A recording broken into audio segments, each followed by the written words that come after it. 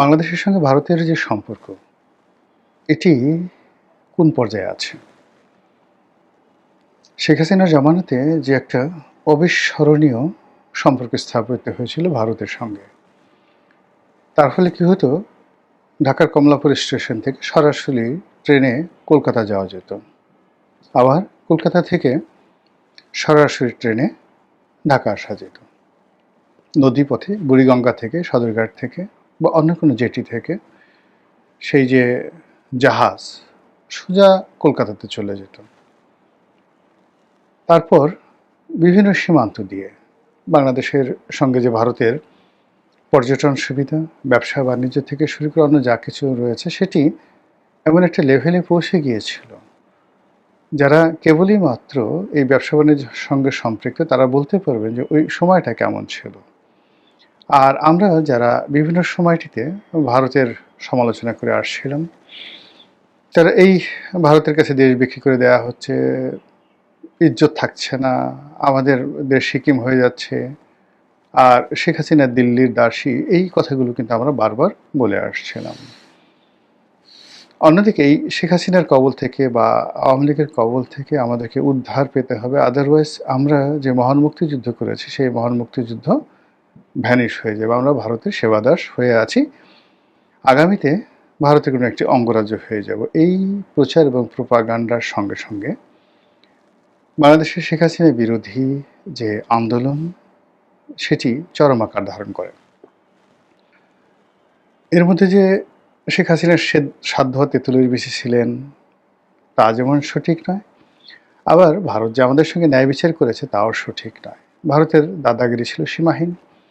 ভারতের সঙ্গে বাংলাদেশের চরম একটা সম্পর্ক থাকার পরেও আওয়ামী লীগের সঙ্গে ভারতের একটা মনস্তাত্ত্বিক দূরত্ব ছিল। আওয়ামী লীগ মনে করত ভারতকে যা দিয়েছি ইহ জন্মে ভারত আর কখনো সেটা পাবে না। অন্যদিকে ভারত যেটা মনে করতো সেটা হলো যে তুমি আমাকে কে দেবে বা তোমরা আমাকে কে দিবে, বরং আমরা না হলে তো তোমরা ক্ষমতায় বসতে পারতে না, তোমাদেরকে ক্ষমতা আনা, তোমাদেরকে ক্ষমতায় টিকিয়ে রাখা, নানা কারণে আমরা যে ঝুঁকি নিয়েছি সেই ঝুঁকির ফলে আমরা আসলে যা পাওয়ার কথা তার চেয়ে অনেক কম পাচ্ছি। তো এই বিষয়গুলো নিয়ে তাদের মধ্যে মনস্তাত্ত্বিক যুদ্ধ চলছিল সেই 2014 থেকে 2024 পর্যন্ত। তলে তলে অনেকগুলো ক্ষত ছিল, উপরে উপরে অনেকগুলো মহব্বত ছিল, এবং এরই মধ্যে উভয় রাষ্ট্রই মানে বাংলাদেশ ভারতকে কিছু একটা শিক্ষা দিতে চাচ্ছিল শেখ হাসিনার জমানাতে। তার জন্য বারবার সে আমেরিকার সাথে সম্পর্ক স্থাপন করার চেষ্টা করছে, চীনের সাথে সম্পর্ক স্থাপন করার চেষ্টা করেছে, কিন্তু ব্যর্থ হয়েছে। আবার ভারত বসে থাকেনি, তারা বাংলাদেশে যে সকল রাজনৈতিক দল রয়েছে, বিএনপি, জামাত, এমনকি ছোট ছোট যে রাজনৈতিক দল, তাদের সঙ্গে যোগাযোগ করার চেষ্টা করেছে এবং শেখ হাসিনার বিরুদ্ধে তারা যেন ঐক্যবদ্ধ হতে পারে। ভারত সেখানে রীতিমতো বিনিয়োগ, বৃহৎ বিনিয়োগ করার জন্য তারা চেষ্টা করেছে। আমি ঠিক 2021 সনের কথা বলি। বাংলাদেশে যেগুলো খুব ছোট ছোট রাজনৈতিক দল, 10টি-12টি ছোট ছোট রাজনৈতিক দল, যাদের সাকল্যে 20-25 জন করে কর্মী আছে, তো এই সকল যে রাজনৈতিক দল তাদের অনেকের সঙ্গে সম্পর্ক ভালো, তারা প্রায় সবাই বড় ভাই হিসেবে বা ভাই ব্রাদার হিসেবে মনে করেন, তাদের মনের কথা বলেন। তো অনেকেই এরকম আমার কাছে আসছেন পরামর্শের জন্য, যেরকম সামনে তো একটা নির্বাচন হবে, ইনক্লুসিভ নির্বাচন হবে, আমাকে তো 300 আসনে প্রার্থী দিতে হবে, টাকা কোনো সমস্যা নয়।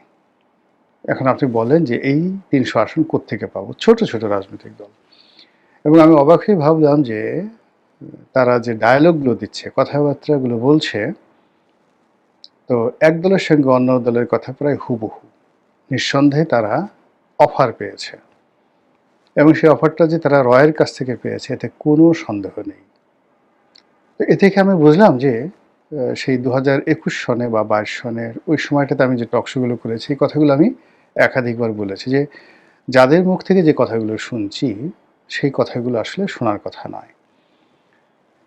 2 নম্বর হলো আমাদের সিভিল সার্ভিস, মিলিটারি সার্ভিসের সাবেক কিছু কর্মকর্তা আছেন, তারাও শেখ হাসিনার ব্যাপারে ভীষণ রকম বেপরোয়া হয়ে পড়েছিলেন। এবং সেখানে আমরা দেখেছিলাম যে মোটামুটি অনেকেই নির্বাচন করার, দল গঠন করার ব্যাপারে তারা ঐক্যবদ্ধ হচ্ছিল এবং এর সঙ্গে আমেরিকার হাত ছিল, ভারতের হাত ছিল এবং শেরাটনে সোনারগাঁয়ের মতো 5 স্টার হোটেলে বিভিন্ন মানুষ, আমি নাম বলব না, যারা আমাদের সমাজে বেশ পরিচিত। কেউ বুদ্ধিজীবী হিসেবে, কেউ সিনেমার নায়ক হিসেবে, কেউ সাংবাদিক হিসেবে তারা বিশাল, বিশাল আয়োজন করেছেন। কেউ বলেছেন তারা হয়তো তৎকালীন ডিজিএফআই এর পয়সায় করেছেন, কেউ বলছেন রয়ের পয়সায় করেছেন। কিন্তু এই পুরো প্রক্রিয়াটি আসলে শেখ হাসিনা বিরোধী ছিল এবং এটা ভারতের মদতে হয়েছিল। বেশ কয়েকজন সাংবাদিক, ব্যবসায়ী তাদের বাসায় নিয়মিত বৈঠক হতো। এমনকি শেখ হাসিনার যে প্রেস সচিব ছিলেন নাঈমুল ইসলাম খান, বহু বছর ধরে তার বাসায় কিন্তু নানা রকম বৈঠক হতো। জিল্লুর রহমানের বাসায় বৈঠক হতো, প্রয়াত মেয়র আনিসুল হকের বাসায় বৈঠক হতো, আব্দুল আল মিন্টু সাহেবের বাসায় বৈঠক হতো এবং সেখানে সকল রাজনীতিক যারা নেতৃবৃন্দ রয়েছেন, ব্যবসায়ী রয়েছেন, তারা একত্রিত হতেন এবং সেখানে যে কথাগুলো হতো সেই কথাগুলো আপনি যদি মেলান অলমোস্ট সেম। তো এই চক্রান্তের মধ্যেই শেখ হাসিনা ক্ষমতা চালিয়ে গেছেন। ভারত তার সাথে সম্পর্ক রক্ষা করেছে। রাজপথে বিএনপি আন্দোলন চালিয়ে গেছে এবং জামাতও আন্দোলন চালিয়ে গেছে। কিন্তু কেউ কোনো কুল কিনারা পাচ্ছিলেন না। তো সেই কুল কিনারার মধ্যেই হঠাৎ করে অলান্নে ছাড়লেন বারুদের মতো এই যেটাকে বলা হয় কোটা বিরোধী আন্দোলন, এটি ছড়িয়ে পড়ে। আন্দোলনের মাঠ উত্তপ্ত হয়েছিল এবং সেখানে যে রাজনৈতিক পট পরিবর্তন হয়, পট পরিবর্তনের প্রেক্ষাপটে ডক্টর মোহাম্মদ ইউনূসের সরকার গঠন, তারপর তার উপদেষ্টা মণ্ডলী গঠন, পরবর্তীতে তার অনেকগুলো সিদ্ধান্ত, আমাদের দেশ অশান্ত হয়ে যাওয়া এবং বাইরে থেকে বিভিন্ন ইউটিউবার যারা আছে তাদের উস্কানিতে একের পর এক মবে সারা দেশ উত্তাল হয়ে 18 মাসে মোটামুটি বাংলাদেশকে একটা মাচ্ছান্নয় অবস্থা করে ফেলেন ডক্টর মোহাম্মদ ইউনূস। এর ফলে আমেরিকা এবং ভারত তারা যে পরিকল্পনা করেছিল, যে মাস্টার প্ল্যান করেছিল এবং শেখ হাসিনাকে যেভাবে একটা শিক্ষা দিতে চেয়েছিল, এটি তাদের জন্য বুমেরাং হয়ে যায়।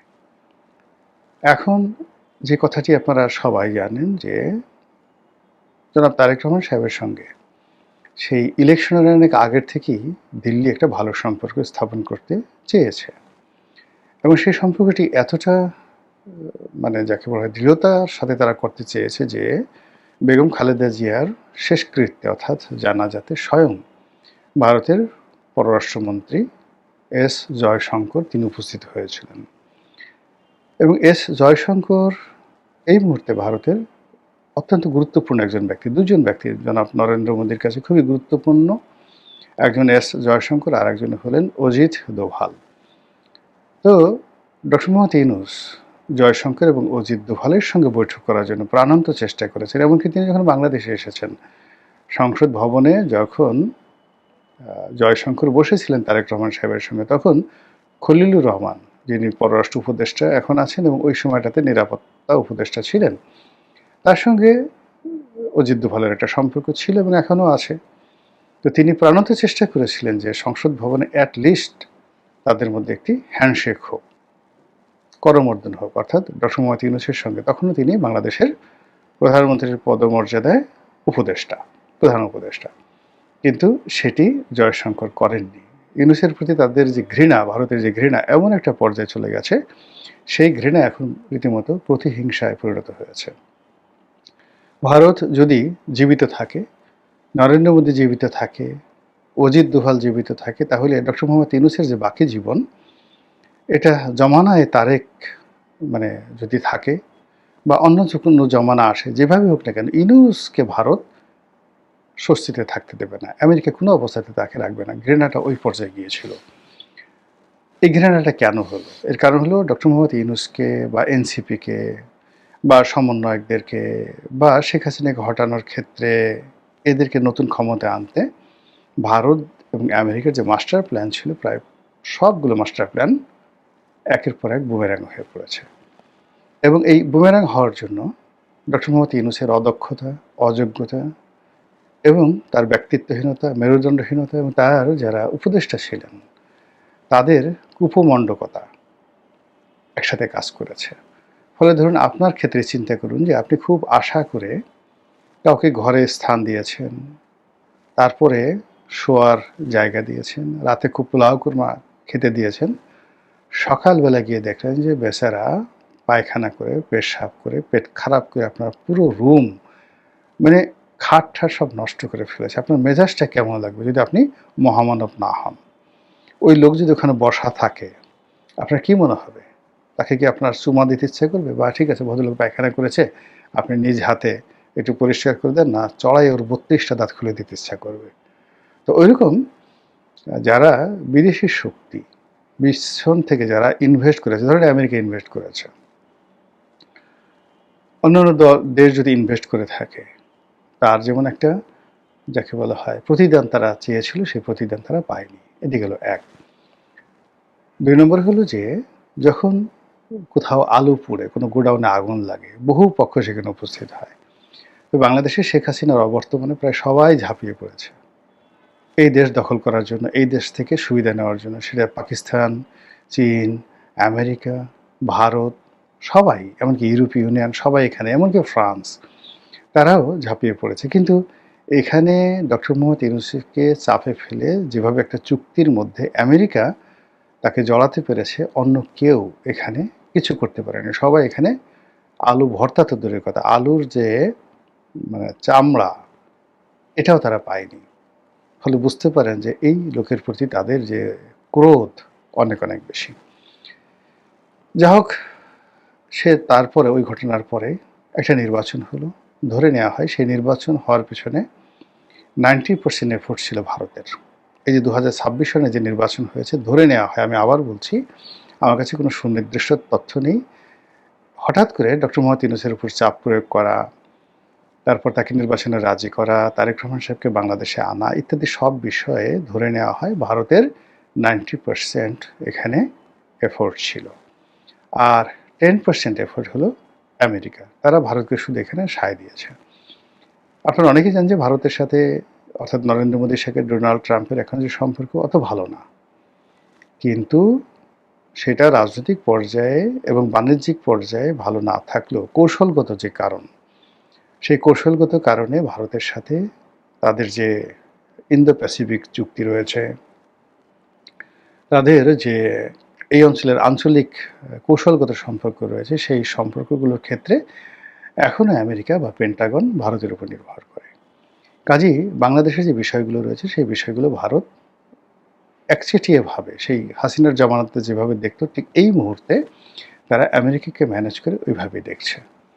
তো এই যে নতুন সরকার এলো, জনাব তারেক রহমান সাহেবের সরকার, সেই সরকারের উপরে তাদের যে এক্সপেকটেশন ছিল, তাদের যে আগ্রহ ছিল এবং তারা যেভাবে যে বিষয়গুলো আশা করেছিল, সেই বিষয়গুলো পরিপূর্ণতা পাওয়া বা সেই বিষয়গুলোর প্রতিদান পাওয়া, এটা ভারত একেবারে প্রথম দিনেই বুঝে গেছে যে এটা সম্ভব নয়। যে জনপ্রিয়তা, যে দক্ষতা বা যে দৃঢ়তা মোটামুটি দরকার ভারতকে একটা সুবিধা দেওয়ার জন্য, একটা করিডর দেওয়ার জন্য, ভারতের সঙ্গে কৃত যে চুক্তিগুলো রয়েছে, কিংবা এই গত ১.৫ বছরে ভারতের যে ক্ষয়ক্ষতি হয়েছে বাংলাদেশের সঙ্গে সম্পর্ক না থাকার কারণে, এগুলো পুষিয়ে নেওয়ার জন্য বর্তমান সরকারের যে একটা কমিটমেন্ট থাকা দরকার, সেই কমিটমেন্টটি তারা দেখাতে পারছে না। তারা এলোমেলো, আনপ্রেডিক্টেবল, যেটি হাসনাত আবদুল্লাহ বলেছেন যে এই সরকারের অনেক সিদ্ধান্তে মনে হচ্ছে তারা মুড সুইং করছে। হঠাৎ করে পূর্ব দিকে যাচ্ছে, হঠাৎ করে পশ্চিম দিকে যাচ্ছে, সকালে এক কথা, বিকেলে এক কথা, সকালে এক সিদ্ধান্ত, বিকেলে এক সিদ্ধান্ত, এবং সবগুলোই মানে ছেলে ভুলানো গল্পের মতো অনেকগুলো ঘটনা ঘটছে। একবার দিল্লি থেকে মানে দিল্লিতে তারা পাঠালো লোকজন, আবার চীনে পাঠালো, এবং তিনি এখনো পর্যন্ত ২ মাস হয়ে গেলেন প্রধানমন্ত্রী হিসেবে কোনো দেশে যাওয়ার এখনো পর্যন্ত তিনি সিদ্ধান্ত নিতে পারেননি, বা কোনো দেশও তাকে ওইভাবে আমন্ত্রণ করেছে কিনা আমরা জানি না। সব মিলিয়ে অবস্থার দৃষ্টে মনে হচ্ছে যে এই সরকারের প্রতি তাদের যে বিশ্বাস এবং ভালোবাসা ছিল, এটা ধীরে ধীরে ধীরে ধীরে স্তমিত হয়ে যাচ্ছে। আর অন্যদিকে শেখ হাসিনা বা আওয়ামী লীগ সম্পর্কে তাদের যে বিরাগ ছিল, ক্রোধ ছিল, অভিমান ছিল, সেই জায়গাগুলো ধীরে ধীরে ধীরে ধীরে কমে যাচ্ছে। এবং প্রকৃতি এবং পরিবেশ সম্ভবত বাংলাদেশের ক্ষেত্রে, আমেরিকার ক্ষেত্রে এবং দিল্লির ক্ষেত্রে যে সকল প্রকৃতি এবং পরিবেশ রয়েছে, আওয়ামী লীগের জন্য এগুলো ক্রমশ অনুকূল হয়ে যাচ্ছে। মহান আল্লাহ ভালো জানেন, আমাদের দেশের জন্য তাই হোক যেটি আমাদের জন্য কল্যাণকর। আসসালামু আলাইকুম রহমতুল্লাহি ওয়া বারাকাতুহু।